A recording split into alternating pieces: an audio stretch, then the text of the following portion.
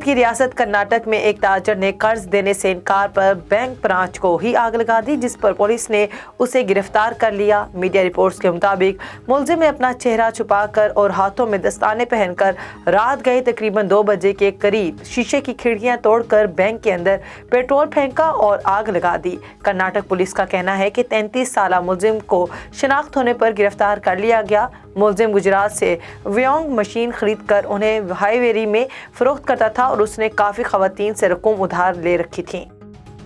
Cambridge hotel سے خودکار vacuum cleaner hotel کے عملے کو چکر دے کر فرار ہونے میں کامیاب ہو گیا۔ انتظامیہ کے مطابق ان کے پاس 4 ویکیوم کلینرز تھے جو ہوٹل کی صفائی میں بڑا اہم کردار ادا کرتے تھے، لیکن انہیں آزادی کی خواہش بھی ہوگی، یہ انہوں نے کبھی نہیں سوچا تھا۔ عملے کا کہنا ہے کہ ویکیوم میں ایسی ٹیکنالوجی نصب ہے جو مین دروازے کو ڈیٹیکٹ کرنے کی صلاحیت رکھتی ہے، جس سے یہ ویکیوم واپس آ جاتے ہیں اور کبھی دروازے سے باہر نہیں گئے، لیکن اس بار ویکیوم چپکے سے باہر نکل گیا اور واپس نہیں آیا۔ انتظامیہ نے بتایا کہ انہیں اس کے غائب ہونے کی اطلاع 15 منٹ بعد ملی، جس کے بعد تلاش کی گئی لیکن وہ اسے ڈھونڈ نہیں سکے۔